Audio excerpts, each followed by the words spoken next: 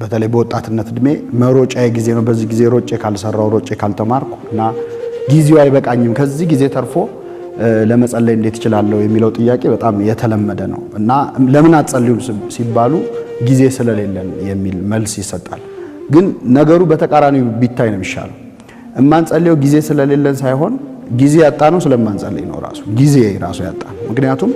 ወደ ትናንትናው ዘመን እስቲ እንመለስ ወደ አባቶቻችን ዘመን አባቶቻችን ጸሎት አያስታጉሉም ነበር ዛሬ ያለው ቴክኖሎጂ ግን በአባቶቻችን ዘመን አልነበረም ዛሬ ያለው ፈጣን ትራንስፖርት አልነበረም ህይወት መቼስ ከትናንት ይልቅ ዛሬ ቀሏል አይደለ ባለው በዘመኑ በሰጠን እድሎች ማለት ነው እና አባቶቻችን ማህበራዊ ህይወታቸው ሳይነካ የታመመ ጠይቀው እድር ተሰብስበው ማህበር ጠጥተው ሰንበቴ ጠጥተው እርሻውን በአግባቡ አርሰው አስቀድሰው ይሄንን ሁሉ ነገር አድርገው በአግባቡ ስራቸውን እየሰሩ ግን ለጸሎት ጊዜ አጣዋቁ እኛ በጣም ብዙ ነገሮችን ባጭር ደቂቃ ባጭር ጊዜ ለማድረግ የምንችልበት ዘመን ነው ያለው እዚህ ቁጭ ብሎ ሌላ ዓለም ላይ ካለ ሰው ጋር በጥቂት ደቂቃዎች በኢሜል በስልክ መነጋገር የሚቻልበት ብዙ ነገሮች ጊዜያቸው ባጭሩ ሊፈጸሙ የሚችሉ ነገሮች መደረግ የሚችሉበት ዘመን ላይ ነው እነሱ ጊዜ በቅቷቸው ከጸለዩ እኛ ለምንድነው ጊዜ ያጣ ነው ሲባል ጊዜ እንድናጣ ያደረገን መጸለይ አለመቻላችን ጊዜያችንን በአግባቡ እንድንጠቀም ራሱ ጸሎት ያስፈልጋል በጊዜ ስልጣን እንዲኖረን ምክንያቱም እግዚአብሔር አንዱ ትልቁ ስጦታው ጊዜ ነው ሊያውም አጭር ናት ያለችን እዚህ ምድር ላይ ምን ኖራት ከሷም ላይ ነው እንግዲህ ጊዜ የለኝም ይያልን ያለነውና ለስጋችን ብቻ ምን ሮጠው እና እግዚአብሔር ጊዜን እንዲባርክልን እናሳውስ ከሆነ በምድረ በዳ ጌታችን 5 ዓሳና 2 እንጀራ አበርክቶ ያንን ሁሉ ሺህ ሰው መግቦ ተርፏል አይደል የግድ እኮ ዓሳና እንጀራ ብቻ አይደለም እግዚአብሔር የሚያበረክተው ጊዜንም ያበረክታል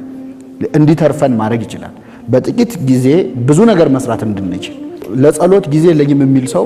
ፊልም ለማየት ጊዜ ያጣ ኳስ ለመጫወት ጊዜ ያጣ አንድ የእግር ኳስ ጨዋታ ከመካሄዱ በፊት ጨዋታው ሳይጀመር ቀኑ ሙሉ ተሰልፎ የሚሉ ሰዎች አሉ እንዴ ይሄ ጊዜ ከየትኛው ባንክ ወጥቶ ነው እዚህ ላይ ኢንቨስት የተደረገ ከየት መጣ ያሰኛል ረጅም ሰዓት ሰልፍ ይጠብቃሉ ትኬት ከዛ በኋላ ኳሱ አለ እስኪወጣ ድረስ አለ እምንሰጠው ትኩረት ነው እንጂ ለጸሎትና ለመንፈሳዊ ነገር ቅዳሴ ረጅም ነው ብለው ሰዎች የሚማረሩ ጸሎት ረጅም ነው ብለው የሚማረሩ ሰዎች ግን ሌላ በጣም ረጅም ነገር ሲያደርጉ እናያለን እምንሰጠው ቦታ ነው ጊዜ ያሳጣን እንጂ ጊዜ አተን አይደለም እና ጊዜያችንን በአግባቡ ወኩሉ ዘገብረ ይፈጽም ይላል አይደል የጀመረውን ለመፈጸም ራሱ ሰው ረድኤተ እግዚአብሔር ያስፈልገዋል አንዳንዴ በጥቂት ደቂቃ ሊሰራ የሚችል ነገር ሳንሰራው ከየት ሊጀምር ስንል እንውላለን ጊዜህን እንኳን በአግባቡ ለመጠቀም እንድትችል ጸሎት ያስፈልጋልና አባቶቻችን አልፎ ተርፎ ጦር ሜዳ ላይ ይጸልዩ ነበር እንግዲህ አሁን ምን ተርካቸው የአድዋ ጦርነት የምንጦርነት ይያለን በአገራችን ከፍተኛ ቦታ ያላቸው ታሪኮች ሲመረመሩ ጾምና ጸሎት አልታጎልባቸው በዚያ ቦታ ላይ ሆነው ዳዊት ይደግሙ ነበር አሁን እነዚህ ሰዎች ላለመጸለይ ምክንያት ላቅርብ ቢሉ ከጦርነት የከፋ ምን ነገር አለ አይ በሰላም ጊዜ ነው ምን ይየየም ሲደላ ነው ይባላል አይደል ስለዚህ ለመጸለይም እኮ ሁኔታዎች መመቻቸት አለ ጥይት እየጮህብህ ጦርና ጋሻ ይዘህ ከላይ የሚተኮስ ዘመናዊ መሳሪያ እየተወረወረብህ ጥይት እየተተኮሰብህ ግን ጸሎትን ማታስታጉል ያው አቡነ ዘበሰማያት ስንት ማናየውን ጦር ይመልሳል ይላሉ አባቶቻችን ስለዚህ አባቶቻችን እምነቱ ስለነበራቸው ጊዜ የለኝም የሚለውን እንደ ምክንያት ማቅረብ አልሞከሩም እንደ ምግብ ነው ጸሎት ምግብ ነው እስቲ ሰው የፈለገ ጊዜ ቢያጣ ምግብ ይቅርብኝ ይላሉ አይ እኔ የሥራዬ ጸባይ ስለማያመች አልበላም የሚል ሰው የለም በምንም ሁኔታ ላይ ሆኖ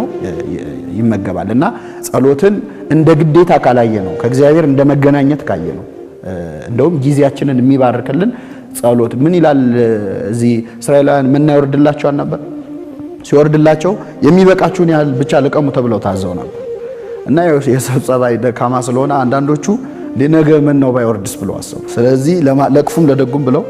ጨምረው ለቀሙ አንዳንዶቹ ደግሞ እግዚአብሔር ከባረከው ትንሽስ ብንለቅማ አይበቃንም ወይ ብለው ትንሽ ለቅመው ሄዱ ከዚያ ምን ይላል ብዙ ለለቀመ አልተረፈውም ጥቂት ለለቀመ አልጎደለበትም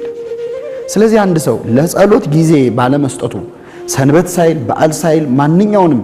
መንፈሳዊ ምክንያት ሳያቀርብ ዝም ብሎ ስጋዊ ህይወቱን ብቻ ስላሳደደ ስኬታማ ይሆናል ማለት አይደለም በአንጻሩ ደግሞ ለጸሎትና ለመንፈሳዊ ነገር ጊዜ ሰጥቶ የሰራሃባትን ስራ እግዚአብሔር ከባረከልኝ ይበቃል ስላለ ደግሞ ይከስራል ማለት ነው ብዙ ለለቀመ አልጎደለበትም የተባለው ለዚህ አልተረፈውም ጥቂት ለለቀመ አልጎደለበትም እና እግዚአብሔር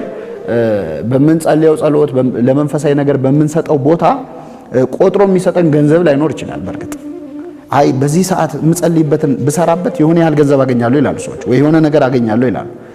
እርግጥ ነው እግዚአብሔር ቆጥሮ ገንዘብ ላይ ሰጥ ይችላል። ግን ኪስ ውስጥ ያለውን ገንዘብ እድሜውን ማቆየት ይችላል፣ ማበርከት ይችላል። እና በማናየው መንገድ የሚሰጠን በረከት ከምናየው በላይ ነውና ለጸሎት ጊዜ የለኝም ማለት ያን ያህል አሳማኝ ምክንያት አይሆንም። እሰይ ነጋ